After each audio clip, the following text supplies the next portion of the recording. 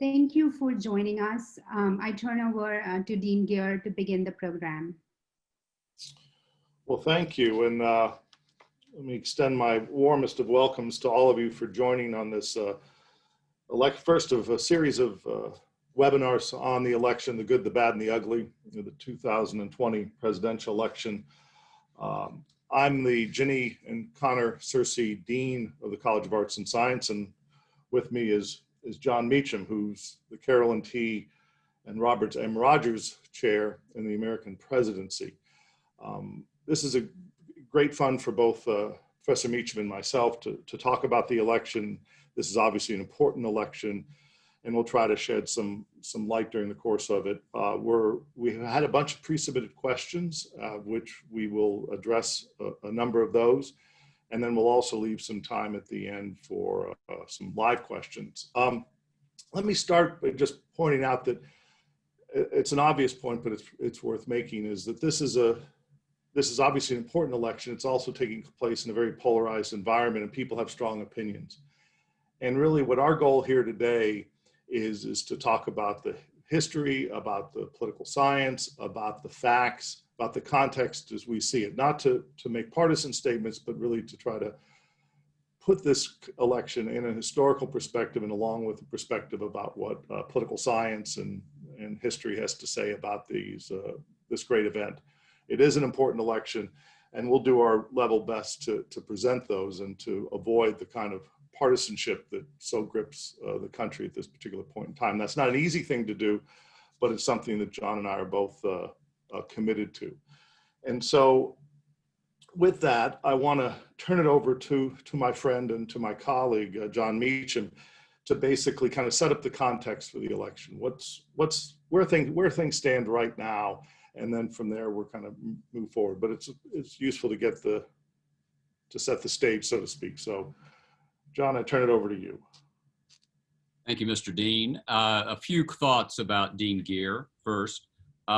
Vanderbilt is particularly lucky to have someone who began his career in the Franklin Pierce years, because he does have a longitudinal view. He was middle-aged then and has aged so much, so effectively through the years.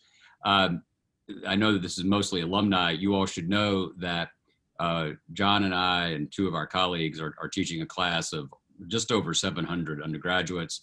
And the chat, which is a dangerous thing because it's like having actually an insight into what the students are thinking, which is a dangerous thing to be able to do. At one point during the first class, someone said, "This is like having Thanksgiving with my grandparents." I took it as a compliment. Geer, I think, was a little wounded, but we're working on that. I'm very humbled and proud at the same time to be part of Vanderbilt. I went to Sewanee, which we think of Vanderbilt as the Sewanee of Davidson County. But otherwise, it's been a marvelous experience over 6 or 7 years, and almost entirely due to John and his friendship and loyalty. And so I appreciate that enormously. This is the most important election that I can think of, with the possible exceptions of 1860, 1864, 1932, and 1964. And we can run through why that is. It's not a partisan point. I should go ahead and address the donkey in the room. I did speak to the Democratic National Convention a couple of weeks ago. I did so at the invitation of Vice President Biden. I've never been a partisan. I've never endorsed a candidate. I have voted for candidates of both parties. I plan to continue to. I'm George Herbert Walker Bush's biographer. I'm George W. Bush's biographer. I'm on MSNBC, so you go figure it out, right? But the vice president reached out and asked if I would, as he put it, define the soul of America, which is the title of a book I did a couple of years ago, and do it in under 5 minutes. So with that challenge, who could resist? I do think this is an inflection point. I don't think that's a partisan, it's not a point driven by partisanship. It is driven by my historical sensibility. I tend to think historically and theologically. I grew up in Chattanooga. My grandfather and great-grandfather were both judges there. I grew up around politicians. I love politicians. And the human drama of our public life is what is my sort of gateway drug into this.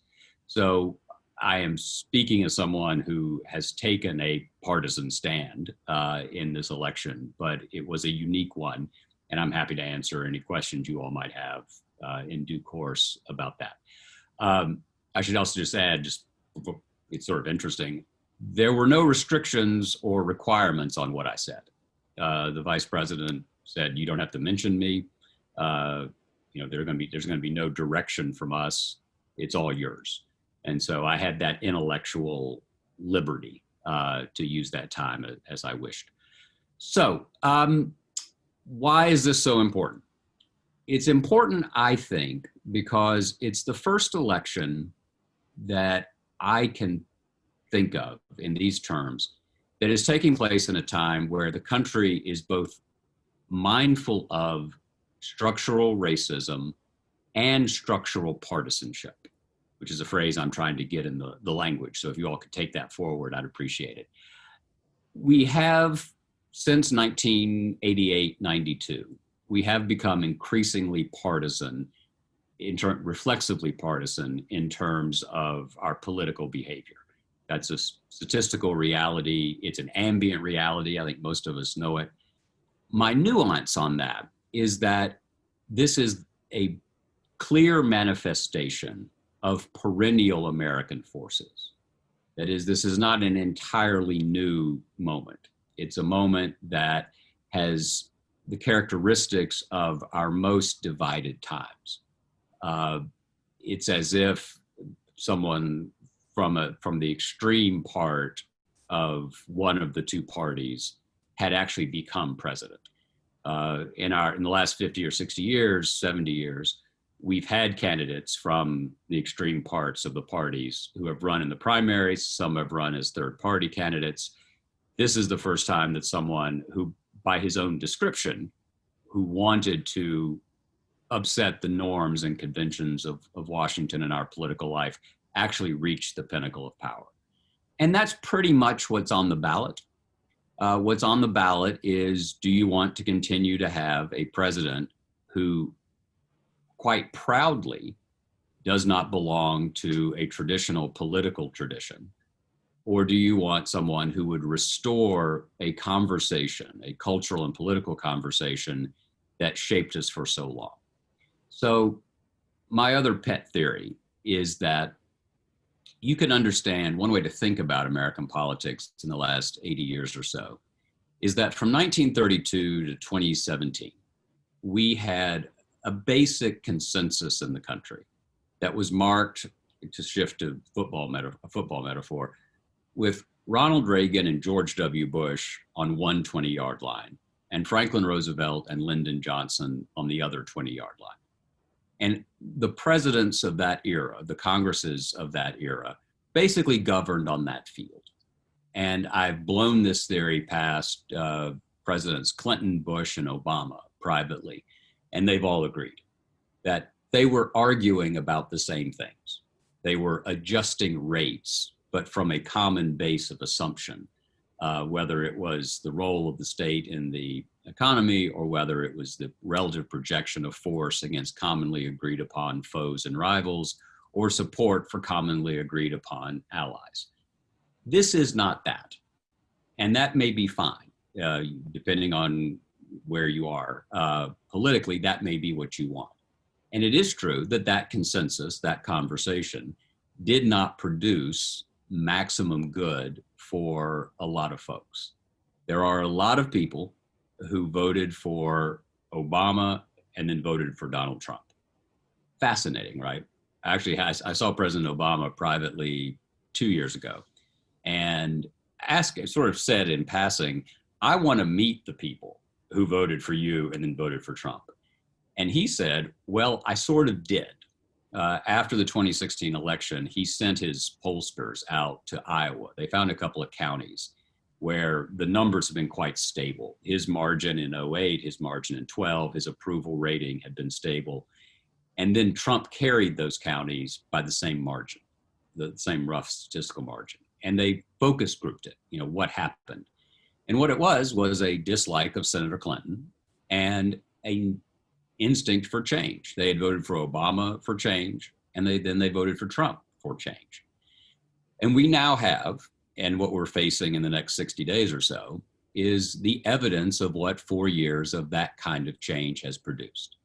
Do you want more of that? There's the question facing the country. Or do you want to try to get back to that football field where we sort of know where the boundaries are? The polling, which John knows more about than I do, suggests that if the election were held today, Vice President Biden would win.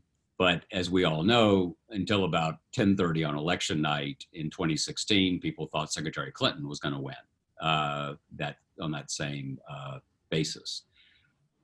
I know very senior Republicans who believe that both the presidency and the Senate will go this year, and that a lot of them are waiting to see what they then can ride in and rebuild in the aftermath of that.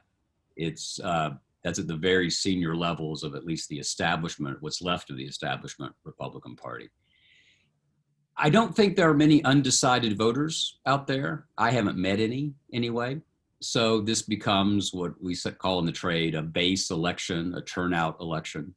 And that's why the questions about the post office, the questions about the legitimacy of different kinds of voting, whether it's absentee or mail-in, or the access to the ballot box, if people do it in person on election day, becomes so important. I think it's important for the country to get ready for at least a couple of days and maybe a couple of weeks of not knowing the final result in November. We've been through that before with Bush v. Gore that lasted until the middle of December. If you're a weirdo like me, and let's be honest, if you're watching this, you probably are, it's important to admit your powerlessness over your dorkiness. That's the first step toward recovery. You know that presidential elections until quite recent times were decided on a kind of slow roll. People didn't vote on one day until fairly recently in our modern history. So these are the questions that face us. There are, I think, two numbers help explain why Trump won in 2016. One is 17%. 17% is the number of Americans who tell Pew, the polling organization, that they trust the federal government to do the right thing some or most of the time. That's down from 77% in October of 1964. October 64 was the high water mark of public faith in the public sector. That has fallen 60 points in that 56-year period now. The other number is 130,000. And this is all pre-COVID stuff, obviously. 130,000 is the number that a lot of economists believe a family of four needs in annual household income to lead what we would think of as a classic post-World War II middle-class life, where you save a little bit of money, every grown-up has a car, you go on vacation, that's a huge signifier of middle-class life. And of course, average household income for a family of four is around $57,000. So in that missing $70,000, $65,000, in that deficit of 60 points about public faith in the public sector, I think you had the ingredients for the populist reaction that you had in 2016. Final point on that in terms of tribal and identity politics. I was skeptical of what I'm about to say until the last 18 months or so, but I think without a President Obama, you don't have a President Trump. I do think that, at least for some supporters of the incumbent president, the reaction to the changing demography of the country manifested itself in a vote for President Trump. Implicit in the pledge to make America great again was to return us to kind of a 1956 worldview, right? And I think my friend Gray Sasser, Jim Sasser's son, longtime U.S. Senator here, improved on this point of mine. We were sitting around talking one day, and I said, you know, what's so interesting is that Trump wants to take us back to 1956. And Gray jumped in and said, and Biden wants to take us back to 1965. And there's a lot to that, right? I mean, Biden's worldview is a place where the government can be an active force for good.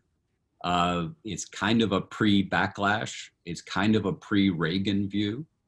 And I think that insofar as Biden has a weakness, it will be that for 50 years now, we have had a consistent move away from faith in broad public action. And that's all for all sorts of reasons, evidence-based reasons. But I think that's what's on the ballot is, do you want a restoration of what the political conversation felt like and looked like from 33 to 17, or do you want to continue on this different path? Well, thanks, John, for that and setting that up. And I just want to add a couple of data points, so to speak. John made the comment that there's very few undecided voters, and that's absolutely the case. People have kind of made up their mind about Trump one way or the other. His popularity, for example, has varied between 37% approval to 47% approval, basically, if you take an average of the polls.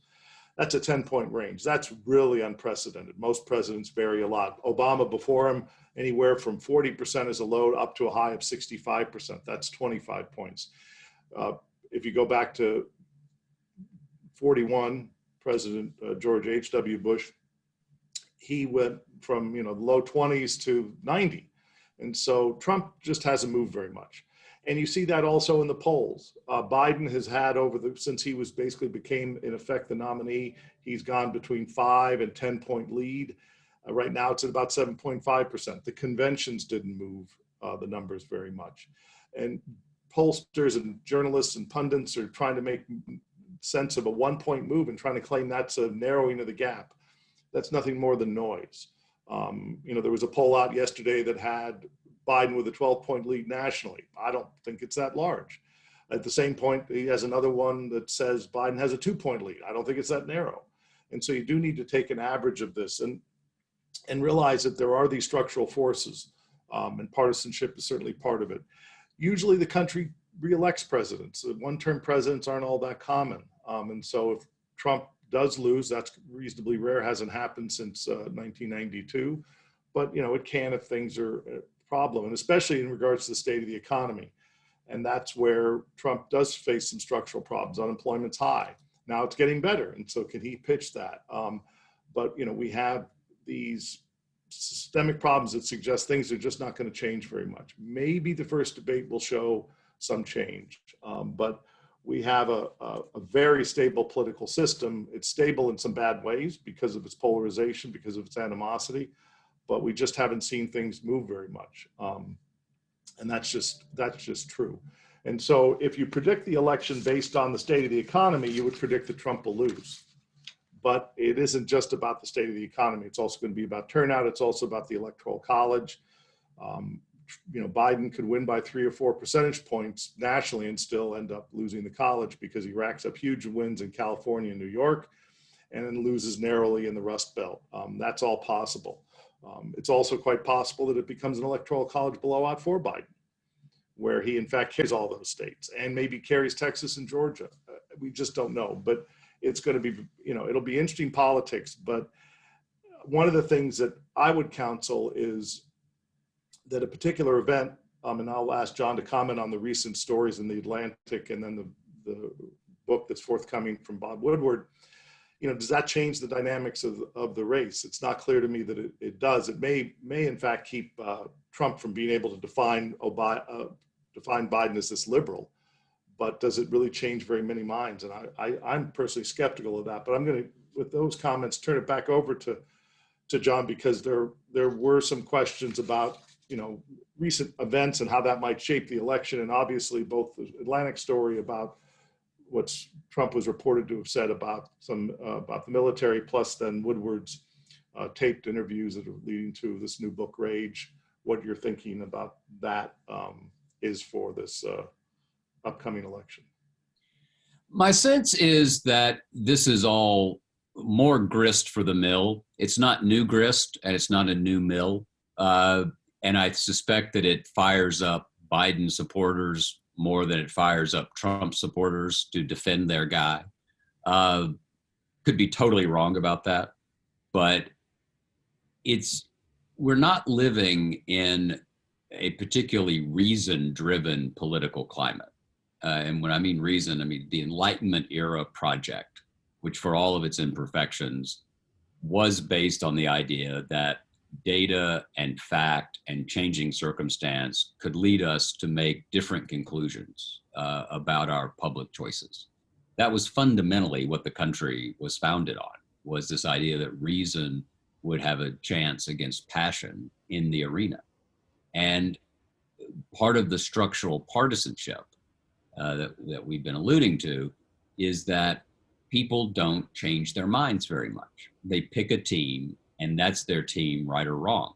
To some extent, partisanship, this has been commented upon a couple of places, partisanship has almost replaced religion, or at least has taken on a religious-like feel for people. They have their own prophets. They have their own holy books. They have their own creeds. They have their own vision of what life means and what ultimate reward is and how to get to that. Everything is an existential struggle. I recommend to everybody, if you have a few minutes, to read Richard Hofstadter's, the Columbia historian, his essay that was the cover of Harper's Magazine in the fall of '64. Interestingly, the same month that polling data found the height of the 77% of faith in government, Hofstadter wrote a piece called The Paranoid Style in American Politics. It was really about the John Birch Society and Cold War extremism in those days. People who thought that George Marshall was a communist, for instance, and Dwight Eisenhower was a, quote, conscious agent of the communist conspiracy. And what Hofstadter identified was that this was a recurrent feature in American political life, that there is a significant number of folks who believe that there is a power structure that is real and not particularly evident, and that they are the ones who have perceived it, and in the pure sense of perceived, to see through, that they have realized this truth, and they are trying to tell us this truth. That's moved from being a certain number of people to being almost the base of both parties. And so it's gone wide, so to speak. My own sense is that, so Woodward, when they have tapes, it's hard to deny. The Atlantic piece, I think, has been stood up, and the silence of those who would defend the president, who have been around him in these conversations, these kinds of conversations, has been fairly remarkable. My view is that Walter Lippmann was right. Lippmann, 100 years ago, 1921, wrote a book. He was the most influential columnist of his time, maybe of the century. He wrote a book called Public Opinion. And he said that one of the besetting problems of modern life was because of mass communication, because we would end up, interestingly, mass communication would not lead to more of a consensus, but would lead to more siloed views of the world, was that the besetting problem was going to be that we would not see and then define, that is, take in the facts and then decide what we think, but we would define and then see, so that we would prejudge reality before we even got to the specifics. If you're a hardcore Trump voter, Bob Woodward is a Washington, D.C. deep state cave dweller who's after your guy. The Atlantic Monthly is a northeastern organ that's after your guy. If you're a Biden person, you read this stuff and you say, see, we've been telling you, this man is destroying America. And there's not a lot of rational thought that goes into taking on board any new information. That's not both sidesism. I'm not saying that both views are equally valid, but I think that is a fair description of the partisan nature of how reality is being seen. And what I'd ask John, if that's okay, is lay out, if you would, what are the causes of this? what do you think makes 2020 different in partisan terms than, say, 1964? In 1964, 40% of self-identified Republicans, I want to say this again, 40% of self-identified Republicans voted for Lyndon Johnson. In 1972, 40% of self-identified Democrats voted for Richard Nixon. That is implausible. That is not thinkable today. It is not thinkable that Ronald Reagan, who won 49 states in 1984, could do so again. Remember what Reagan said at Christmas '84. Someone said on his way to the helicopter, "What would you like for Christmas, Mr. President?" He said, "Minnesota." But what are the causes of this, John? What's the scholarship tell us? Well, I think there's two broad causes for this, and this isn't necessarily an order of importance, but the first is that basically over the last 20 or 30 years, people in their choices of where they live are sorting themselves on a partisan basis. And what do I mean by that? Well, let's say that we have a senior here at Vanderbilt, and she gets this great job, and she has two offers, or she has two great job offers. One's in Dallas, Texas, and another is in, let's say, San Francisco. If she's a Democrat, all things being equal, she's likely to go to San Francisco because it's going to be partisan more if she's a Democrat, and then she's likely to go to Dallas if she's a Republican. The people are sorting on this, and this is causing us make it harder and harder, for example, to create more balanced competitive districts because people are clumping. In fact, I think one of the things that Congress and the country needs to think about is doing away with contiguous districts where they all have to be touching each other. We could actually have districts in big, different, very set out from different parts of the state. They don't need to be touching each other. You could be in the state of Tennessee. You could represent Memphis and Knoxville given communications today. We don't need to be contiguous. But that's an old approach. But the way our moving patterns have been set up is that you've just got this sorting, if you will. And in fact, there's a very famous book just called Sorting that lays that out. That's one cause. The second cause, I think, is that in 1964, if you and your family were sitting down, let's say, to watch TV during dinner time, you had no choice what to watch. You basically had the evening news. And today, if you sit down with your family to watch something on TV, you have unbelievable amounts of choice. You can choose out of politics. You could decide not to watch anything. You decide to watch reruns of Seinfeld or the Cooking Channel or whatever you want. So that you have two things that have gone on in the news media. One is that you now have choice and you can opt out or opt in. And the second thing is in '64, you had a choice of the three major networks and they weren't all that different in their coverage. And now you can in fact sort on what kind of information you get. So people who watch Fox get a very different worldview than the people who watch MSNBC. And what that means is that it used to be that you could persuade people because you'd give them information about the merits of the other side in 1964, so that you might see why did 40% of Republicans vote for Lyndon Johnson? Well, a lot of people had concerns about Barry Goldwater, and those concerns were communicated to them. Fair or not, but that's what happened. Today, the coverage, for example, of what John just talked about the Woodward story, we'll call it, in Fox News versus MSNBC is night and day difference. And so what we have is that because a Democrat chooses to watch MSNBC, a Republican chooses to watch Fox, is they don't have a chance at conversion, they have a chance at reinforcement. Right. And that's the way the information environments are now set up. Now, this is not unprecedented in American history. We had partisan press for most of the course of the American history. So there's not time to panic about this, but it really has led to people having their opinions, reinforced rather than challenged. Of course, if I may interrupt just quickly, what I do like to point out, it's absolutely true. We had a partisan press through most of our history. We also had a civil war. So it is a besetting problem. And I don't think there's any way out of it because it's market driven. Fox and MSNBC and CNN have made consciously economic decisions that broadcast doesn't work. And what we've seen with COVID in terms of our entertainment programming is exactly that, right? I mean, it's the Netflix effect on American life. The idea that the kind of common moment you're talking about is gone. And I mean, the conventions were fairly well watched, but it was infinitesimal, right? It was at least a third, less than a third of what would watch the Super Bowl. Live sports are really the only things that bring us together now. No, that's exactly right. And so it's, it changes things in some important ways. And I think what'll change politics is the shifting demographics. As the demography changes, the parties just have to change, and that's just and both parties will, because they both want to win. And also what happens after 2020 is fascinating, because if Trump wins, then all the arguments that Biden and other people have made about how to win the election go down the drain, and Bernie Sanders reappears, not necessarily his candidacy, but someone like him, because that's the ticket to win.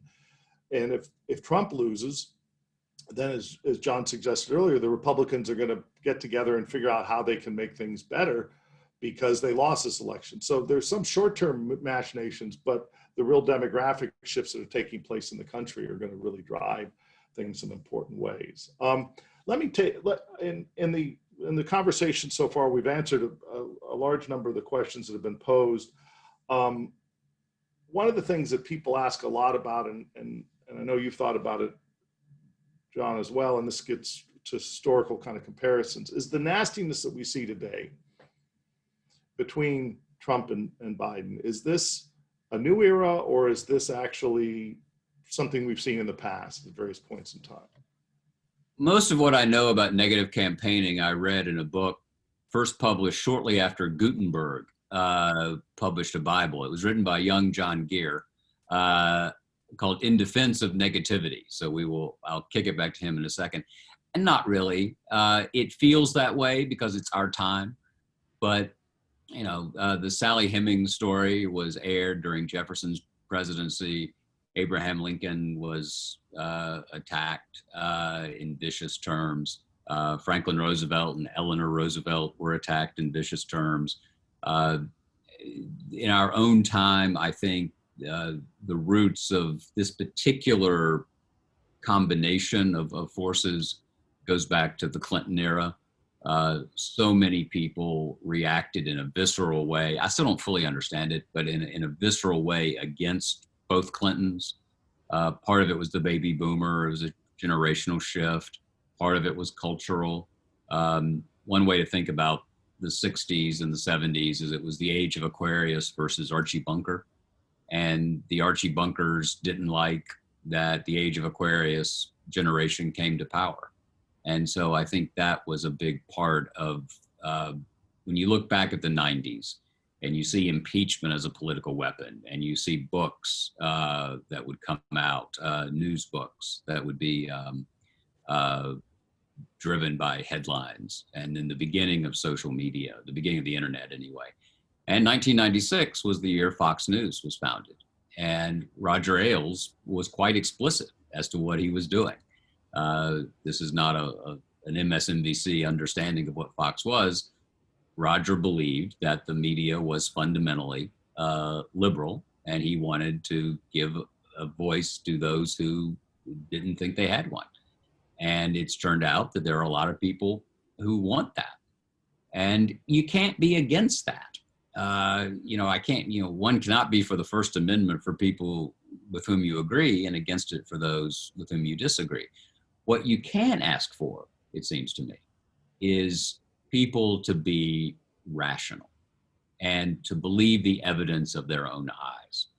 And they may come to a different conclusion, but the thing I worry about most is this sense that partisanship has taken on religious overtones, that the partisanship is somehow an immutable truth, and your party, your tribe is right no matter what. And I think that fundamentally, that's what the founders were worried about when they talked about party spirit. They weren't, people think they were worried about having parties at all. That's not true. We had always been divided. We were divided in patriots versus Tories. We were divided into Democrat, Republicans, and Federalists, Jacksonians and Whigs, just onward. we've always been divided. Jefferson said that divisions of opinion have characterized free societies since the days of Greece and Rome. You know, differences of opinion are the oxygen of democracy. Differences in terms of what a fact is a different thing. And I do believe this moment is different in significant degree, if not in kind, but in significant degree, in this notion, this Hofstadter idea that the paranoid style has become more prevalent. And I think that is a moment that is different, a feature that is different. Yeah. I mean, negativity itself is not a bad thing. It is, in fact, if you don't have negativity, that means you have suppression. Right.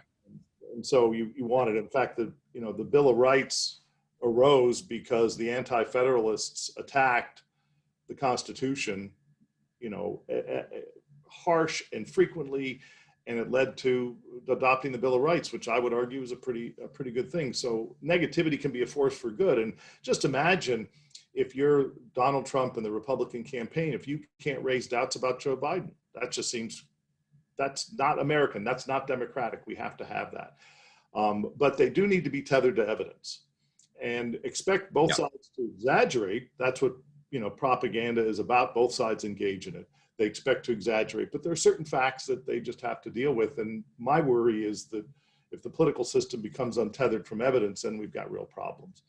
I don't know that we're there yet, but sometimes I think that cord is getting worn out, and it could easily be severed if it's not already partially, at least.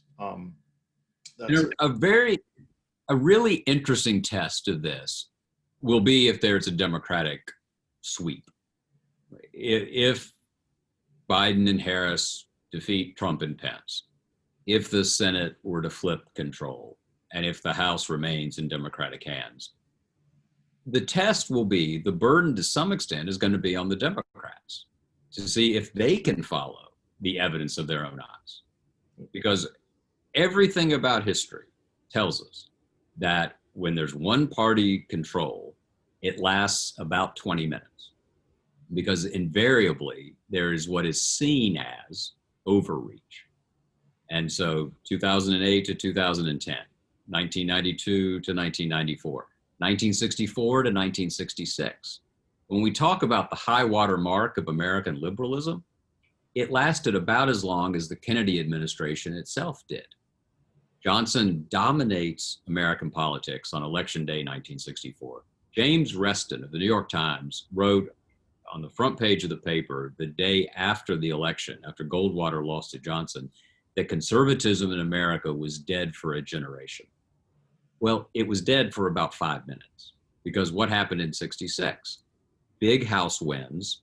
Nixon is convinced there's a path to victory because he had been out on the road in 66. And Ronald Reagan becomes governor of California. And so you had this shift almost immediately.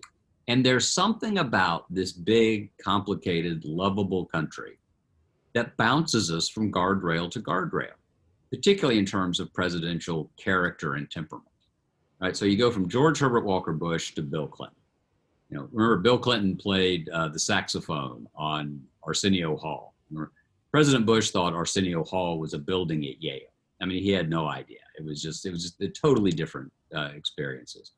Bill Clinton to George W. Bush, very different baby boomers.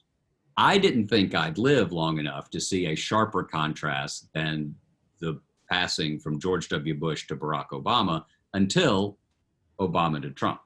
So there's something about us that in the space of that very brief oath that they repeat, that can take us from a particular kind of person to a very different kind of person in an instant.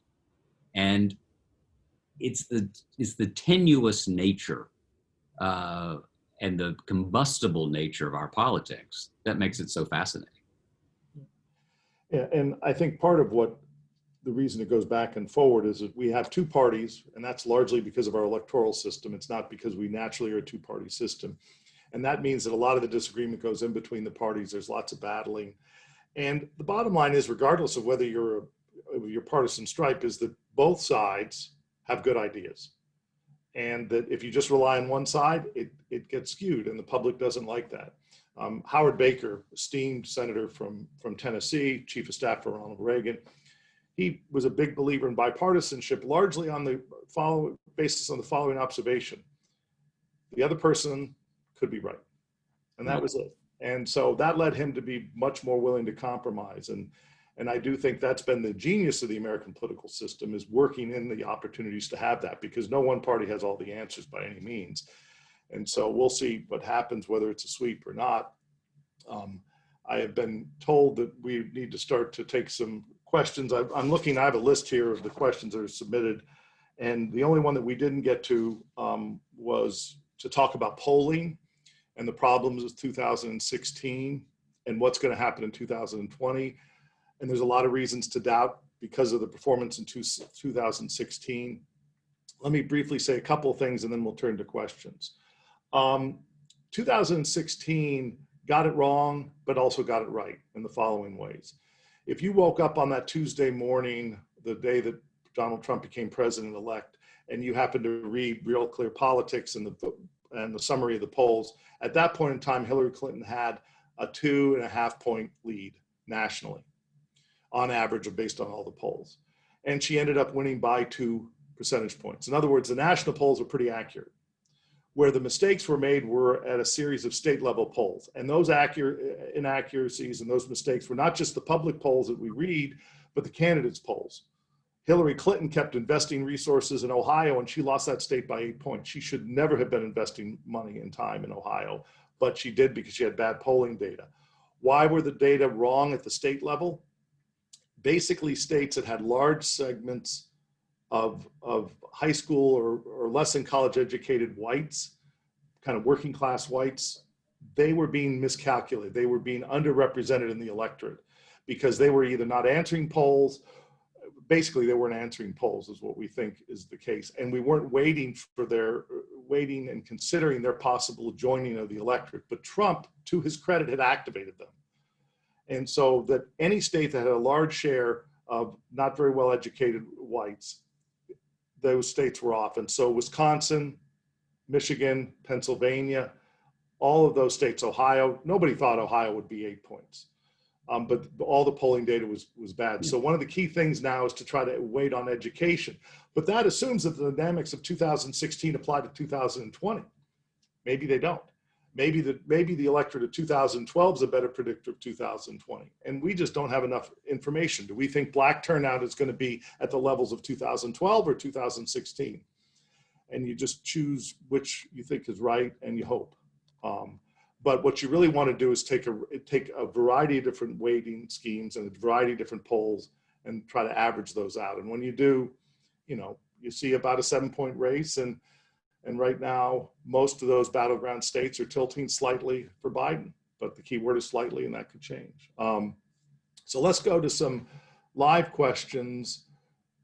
Based on what I see, we have 40. Nihao, we have 49, is that correct? Let's just see. Okay, here's a question which actually gets to the economy.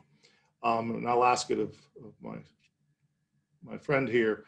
Do you think the performance of the economy and of the stock market over the next couple of weeks is going to have a big effect on the election? Yes, I think the higher the market, the more likely it is that the quiet Trump voters may decide that they want to keep their marginal tax rate and their capital gains rates low.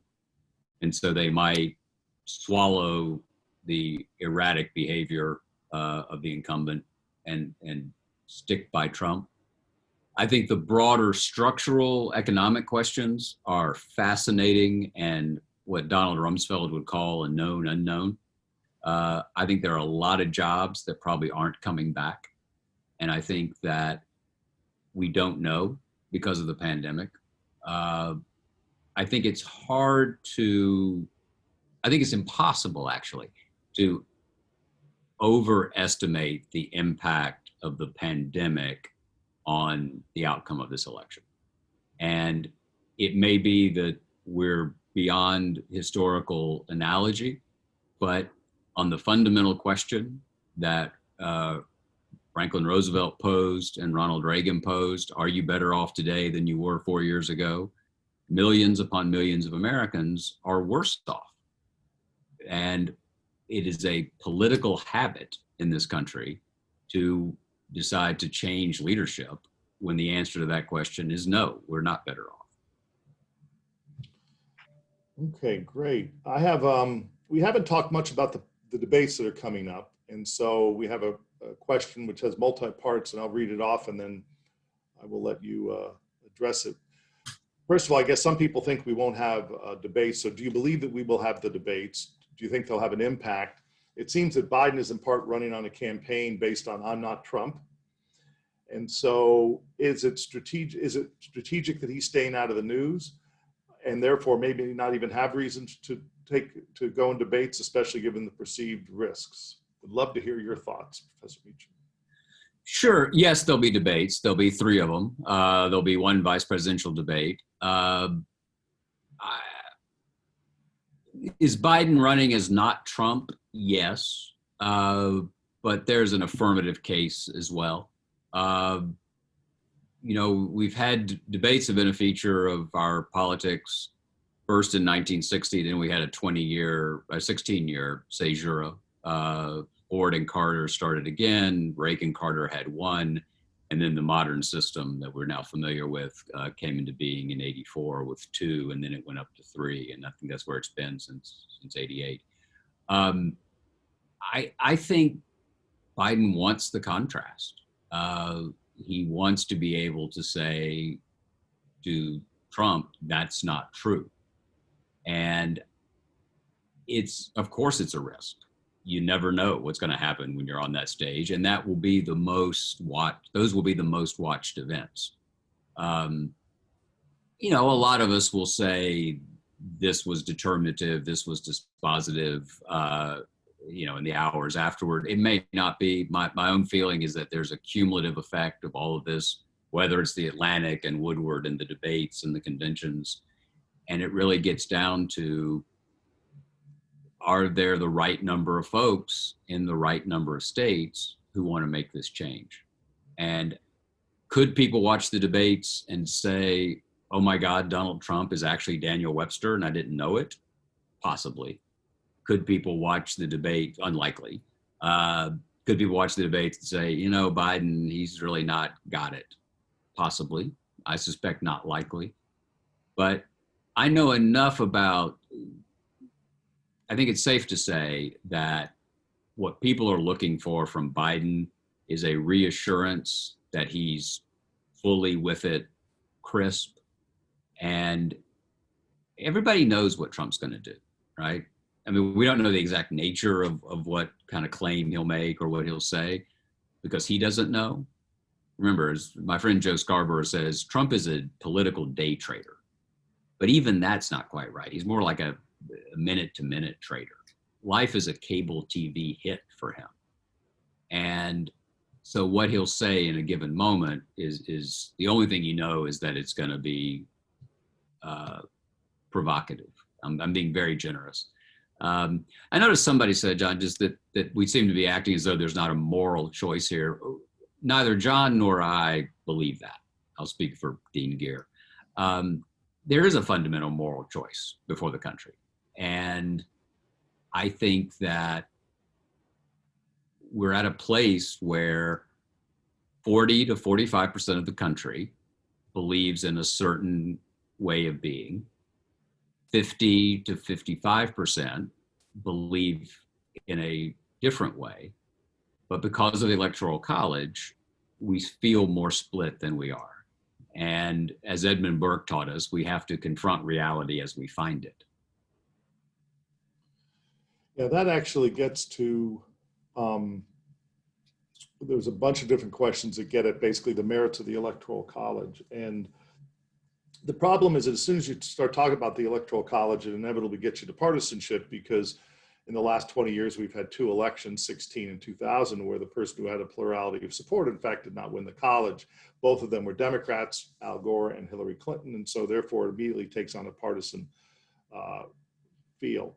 I mean, my view about the college is that it does create bizarre incentives in the following way. That is that I would like to have candidates who address the entire public and try to convince them of the merits of their arguments by providing advertisements, by providing speeches, a non-pandemic kind of election where you go to the voters and talk to them. But the incentive structure is that actually you go to those voters that are going to decide a particular state. So you actually spend more time in New Hampshire because it's competitive than you do in Tennessee, or you spend more time in a state like, let's say, Ohio, or Ohio's not a good choice. Let's say Wisconsin than you do in California. Yet California has a huge number of voters. So it does create some bizarre incentives.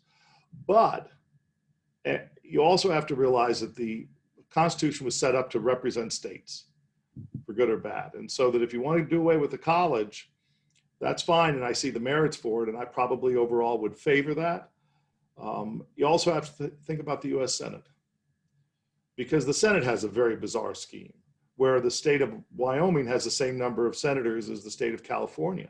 And we actually have some pretty good evidence that the small states work together to get an inordinate share of road projects. Why? Because they've got two votes just like everybody else, and they can be bought off, so to speak, with pork in that way. We see that dynamic taking place regardless of party. Is that a good thing? Well, I mean, again, you've just got to think about this and try to find ways to pull back your partisan stripes. I don't think there's anybody right now in the world of election commentary or expertise on elections who thinks that Trump could win the popular vote. I don't think there's any. I think that's a very small probability. The question is, how much does Biden win by? If he wins by half a point, he's probably in real trouble. If he wins by 2 points, it's just not clear, like with Hillary Clinton. But again, you have to remember that there was an inside straight that was pulled in by Trump, where he basically, if you fill Neyland Stadium, and I don't make many references to the University of Tennessee anytime I speak parenthetically, but if you fill Neyland Stadium, that's the number of voters that actually shifted those three states, Pennsylvania, Wisconsin, and Michigan.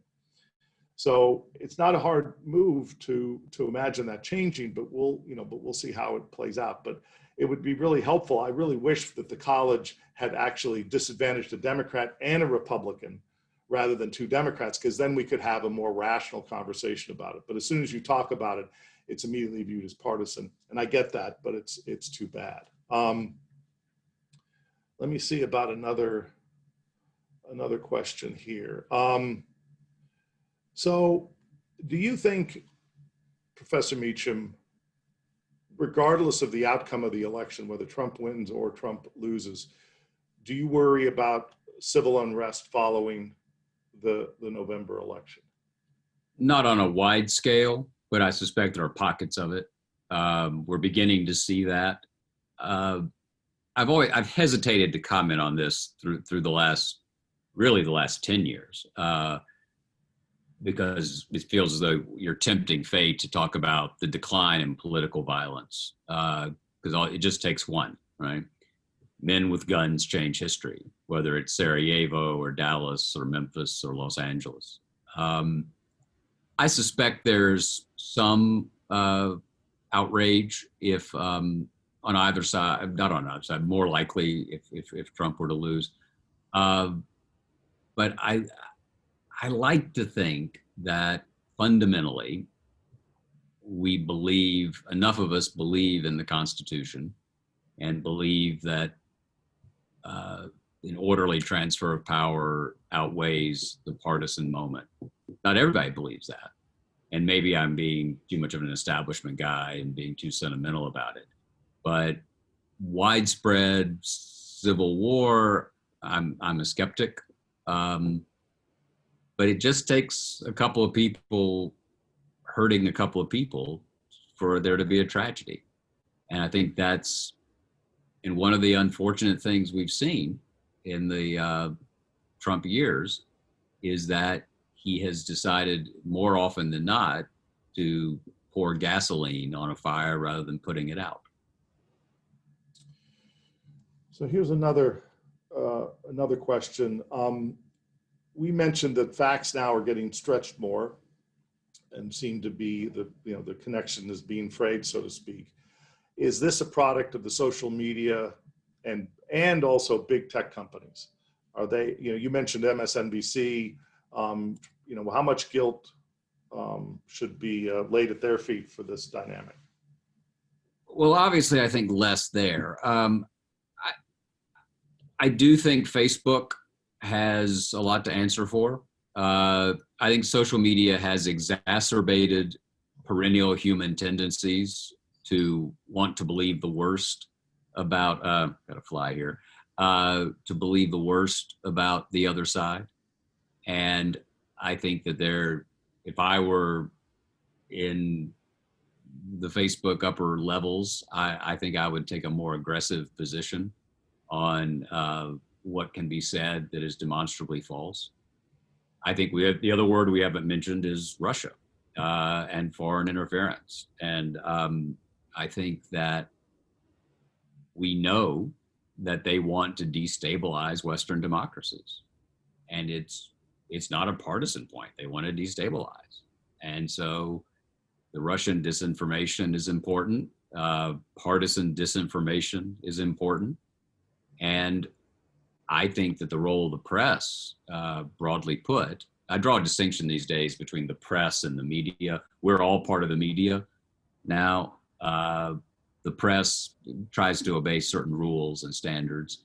And I think the press has a significant obligation, if something is said that is false, to point that out.